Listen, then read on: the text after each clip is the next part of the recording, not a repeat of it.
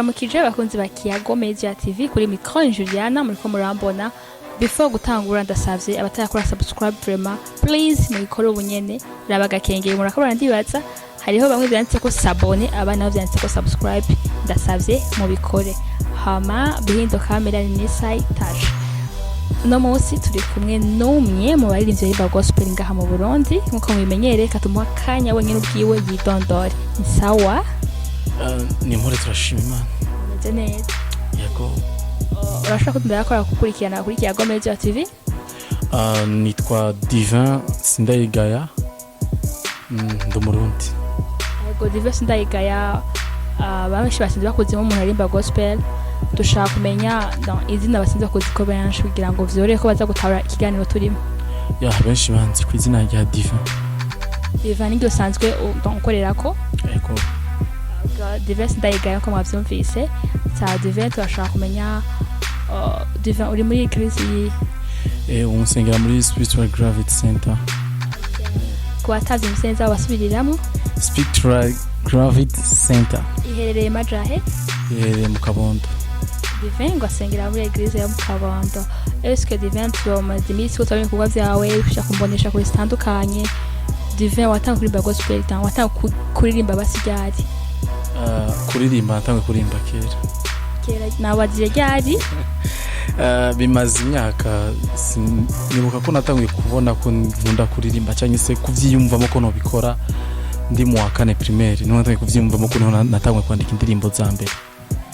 Urumva uri mu wa 4 primaire hari ryari kubera ko ushaka usanga wahize kera cyane abari ugasanga dushaka kumenya hari umwaka wa kangahe. Sinshaka kuvugira byinshi vy'imyaka kuko aho baca bamaharurira abantu basigaye basubwenge bwinshi iyo babwiye baca baharura. Sinshaka ko baharura rero ariko harashizeho bashize nk'imyaka nk'8. Baravuze ngo bacha guhora nshaka kumenya imyaka yawe. Ibyo nazi ko ari vie privé y'umuntu. Sawa birasanzwe cyane twamaze ko watangiye kuririmba kera watangiye kugira icimbo cyo kuririmba uciga 4e primaire niba ntihenze. Yego. Hama byaciye bigenda birakurikirana gute? Après 4e primaire narabikunda nkandika uturirimbo nyene bisanzwe nkaza ndaririmba biga vyo mu matari byo gusanga tuko turaririmba ariko mu nyuma 2012 niho nagenda muri studio inshuro ya mbere ngiye kuririmba indirimbo ya profane numva biga mu kibiri naho natangiye indirimbo z'isi profane umuziki ya profane cyangwa se secular. Ndakora mu nyuma nakira Kristo en 2014 rero maze kwakira Kristo urumva naringiye mu bundi bwami natezwa guhindura akarere nkoreramo. 2014 watanguririmba gospel. Okay. Aho ugisengera muri eglise nyine wavuze? No, nahoze sengera muri EAC. Wahoze usengera muri EAC?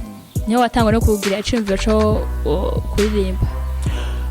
Niho natanguye gukorera imirimo yanje mugasona natangura icimviro nenda gifise muga aho natangiye gukorera imirimo naho. Hama ko wacu hindura?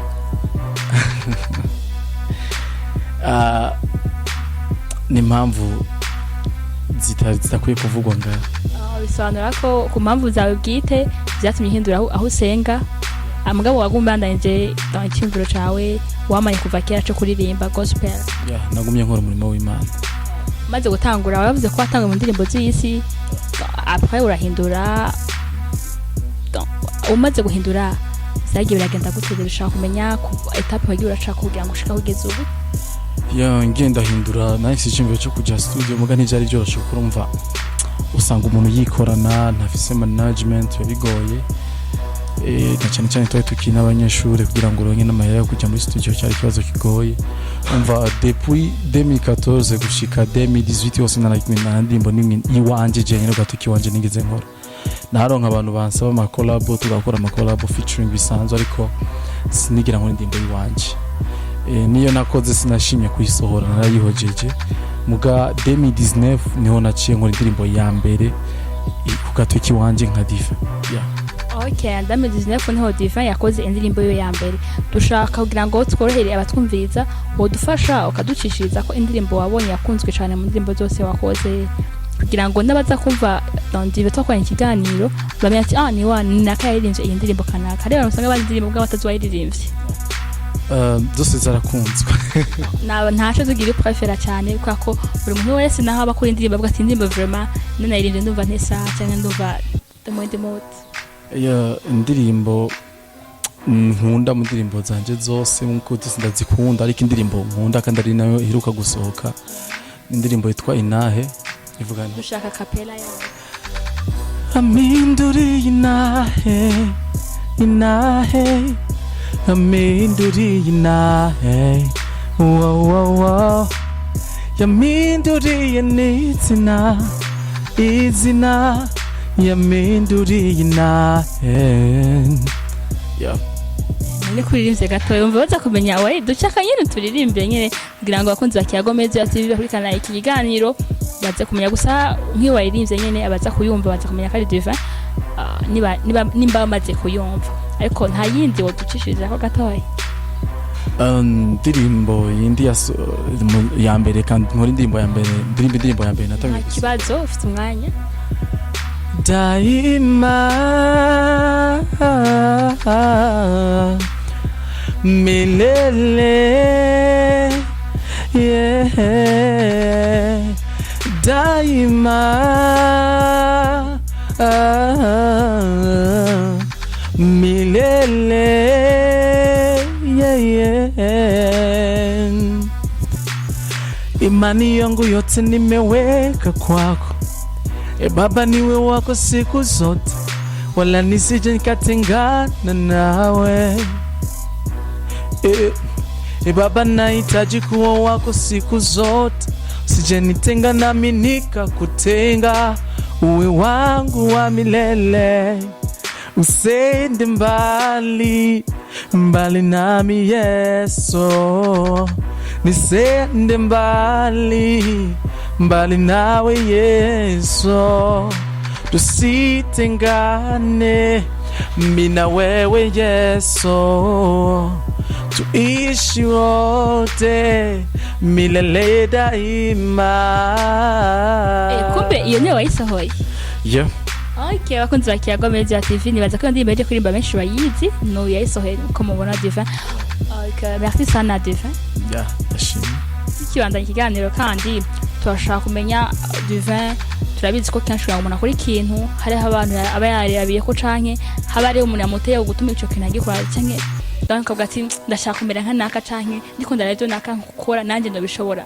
aho bariho umuntu donc wagize ko inspiration kugira ngo ushobore kugira nawe cyo cyumvira inspiration ya mbere ni jewe nico twavuganye n'Imana ikiri muri jewe nico kimamagara kubikora nta muntu narabiyeko kiretse ko hari abantu benshi nigako muga nta muntu numwe narabiyeko kuko turabaririmbye twese mugakira muntu bafite ico Imana yamurungikanye message Imana yamurungikanye cyo tumata abantu baririmba indirimbo zimwe buri munsi turashaka kurimba amajambo amwe mugo umutima watumye indirimbo iyo ndirimbo ntabwo ubumwe n'umudeho ntubarumwe muri make buri muririmbye afise ico aba yarahamagariwe gukora muri iyo ngabire buririmbye ku buryo mvuze ngo nabaye inspire naka no bankoze nikosa kuko nta numwe nigeze mbaho ko inspire kuri we kiretse ko naravyibize ko byinshi nk'abantu bankuriye ego birumvikana bisigura ko hari izo bagiye urabiga ko bamwe kugira ngo nawe ushobore gushika hugeze uri kora gospel mu Burundi ubona hari ico ari ntamwe igeze ko canke uvuga ati no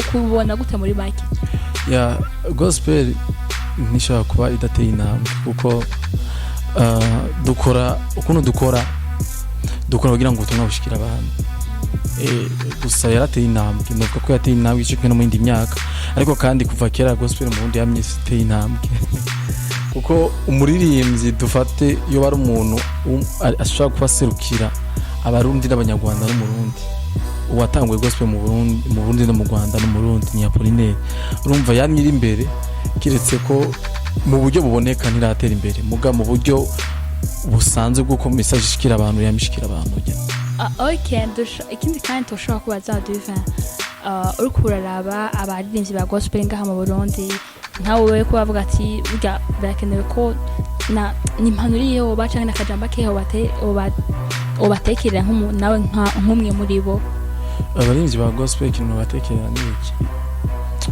twigiye gukora nka twebwe twigiye kubaho nk'abatwebwe kuko ni washaka kubaho nka naka nuzi cyo bavuganye n'Imana mu ibanga ugiye ikomeye nico umuntu avugana n'Imana mu ibanga. Rero ikintu bahanura bige kuba nkabo, ntibagira ubwoba. Imana yabarungikanye ikintu, si ngombwa ngo naka ngo ntiyagikoze. Namba dudatagikoze afise ibindi yakoze, Imana ishaka kurungikana ikindi wewe. Rero twige kuba twebwe, dukore ivyo twumva impyemu zacu zidusunikira gukora. Okay, DIVIN, hari akajambo babwira abakunzi ba Kiyago Media TV kuri urakwirikirana nka DIVIN ku giti cy'iwawe? Bakunzi ba Kiyago Media TV, ndabatumiye gufyonda subscribe cyangwa s'abonner kuri YouTube channel ya Kiyago Media TV. Kandi ikindi kintu muzemo kirana commentaire mu ateri intege cyangwa musabe ivyo mushaka ko babakorera. Ikindi rimwe bagiye kugira partage cyangwa share, vraiment mubigeze kure, kuko muri wa mutima ukunda iby'iwacu mu Burundi, made in Burundi, to partage iby'iwacu. Yego, abo shaka kurikira ibiganiro vyawe canke ivyo usohora bo bisanga hehe? Ibikorwa by'iwanje ushobora kwandika kuri YouTube ni DIVIN ndayingaya, ucuronka ibikorwa byose byose. Ugiye Instagram ni DIVIN ndayingaya, urabironka byose. Ugiye Facebook page ni DIVIN Gospel Singer.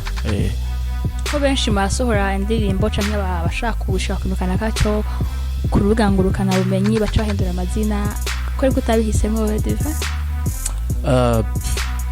Guhindura izina je nasanze ari ibintu bivana niyerekwa wagize.